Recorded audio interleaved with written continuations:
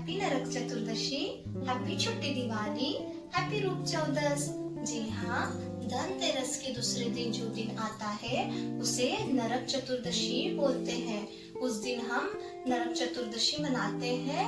तो आप सभी बच्चों को पता है नरक चतुर्दशी हम क्यों मनाते हैं? तो आओ बच्चों, हम सुनते हैं नरक चतुर्दशी की कहानी। एक समय भूमि देवी के पुत्र नरकासुर का आतंक था। उसे वरदान था कि उसकी मृत्यु केवल उनके माँ के हाथों से ही हो सकती है। अगले जन्म में भूमि देवी ने सत्यभामा के रूप में अवतार लिया। उनका विवाह भगवान श्री कृष्ण से हुआ एवं उन्होंने नरकासुर का अंत किया। तब से लेकर आज तक इस दिन को नरक चतुर्दशी के दिन के नाम से मनाया जाता है। नरकासुर का वध हुआ उस दिन, इसीलिए सभी लोगों ने उस दिन दियों की बारात निकाली थी। तो आप सभी बच्चों को पता है नरक चतुर्दशी को छोटी दिवाली क्यों बोलते हैं? क्योंकि उस दिन हम जैसे दिवाली के दिन हम दिए लगाते हैं रात में, वैसे ही नरक चतुर्दशी के दिन हमें रात में दिए लगाना होता है। उससे हमारा घर पूरा जगमगा जाता है। और आप सभी बच्चों को पता है नरक चतुर्दशी की और एक कहानी है।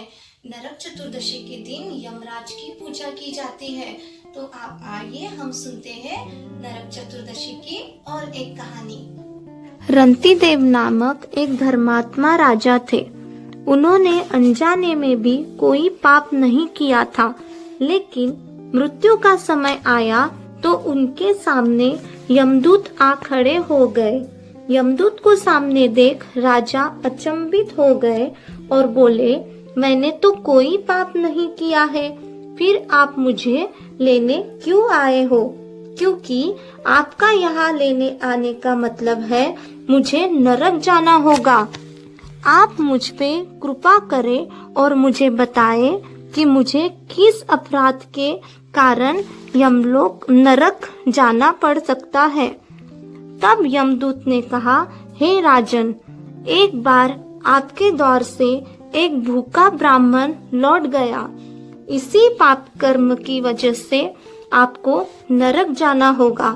तब राजा ने कहा, मैं आपसे विनती करता हूँ, मुझे 1 साल का समय दे। यमदूत ने राजा की बात मानते हुए कहा कि आपको मैं 1 साल का मोहलत देता हूँ। राजा अपनी परेशानी लेकर ऋषियों के पास पहुँचे और ये सब वृत्तांत उनसे कहा और पूछा, इस पाप से मुक्ति का क्या उपाय है? तब ऋषि बोले, हे राजन, आप कार्तिक मास की कृष्ण पक्ष की चतुर्दशी का व्रत करें और ब्राह्मणों को भोजन करवाएं और उनसे उनके प्रति हुए अपने अपराधों की क्षमा याचना करें। राजा ने भी जैसे ऋषियों ने कहा वैसे ही किया। इस प्रकार राजा पाप मुक्त हो गए और उन्हें विष्णु लोक में स्थान प्राप्त हुआ। माना जाता है कि एक दिया हमारे घर में जो भी बड़े सदस्य हैं वो एक दिया शाम के समय पूरे घर में घुमाएंगे और उसके बाद वो दिया वो घर के बाहर जाके दूर जाके रखेंगे। इससे क्या होता है, हमारे घर में जो भी नकारात्मक ऊर्जा है, इसका मतलब नेगेटिव एनर्जी, वो बाहर निकल जाती है और घर में पॉजिटिव एनर्जी होती है। इस दिन को रूप चौदस भी बोलते हैं। तो रूप चौदस के दिन जब सूर्योदय के पहले उठना है और हमें स्नान करना है उपटन से, और उसके बाद उपटन से स्नान करने के बाद हमें भगवान कृष्ण जी के मंदिर जाके आशीर्वाद लेना होता है। तो इससे क्या होता है, हमारा रूप बहुत सुंदर हो जाता है।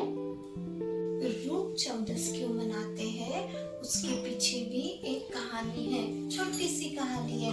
तो हम वो सुने कहानी। एक हिरण्यगर्भ नामक राजा थे। उन्होंने राजपाट छोड़ तप में अपना जीवन व्यतीत करने का निर्णय लिया।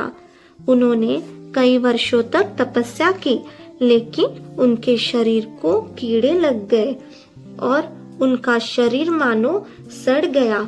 राजा को इस बात से बहुत दुख हुआ। तब उन्होंने नारद मुनि से अपनी व्यथा कही। तब नारद मुनि बोले, हे राजन, आप योग साधना की वजह से अपने शरीर की स्थिति ठीक न रख पाए। तब राजा ने कहा, इसका निवारण बताइए।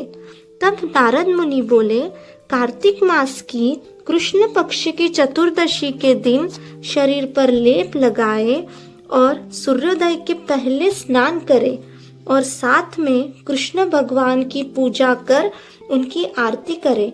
इससे आपको पुनः सौंदर्य प्राप्त होगा। और राजा ने भी वैसे ही किया और अपने शरीर को स्वस्थ किया। नरक चतुर्दशी के दिन 5 दिए तिल के तेल से जला के घर की चौखट पे रखा जाता है। इससे हमारे घर में जो भी नेगेटिव एनर्जी है वो हम बाहर निकालते हैं। और उसके बाद 5 बार हम भगवान से जो भी हमने गलतियां की है उसके लिए हम 5 बार उनसे क्षमा याचना करते हैं। और उसी के साथ दूसरे दिन सुबह माँ लक्ष्मी जी का प्रसन्न होके स्वागत करते हैं। तो हैप्पी दिवाली।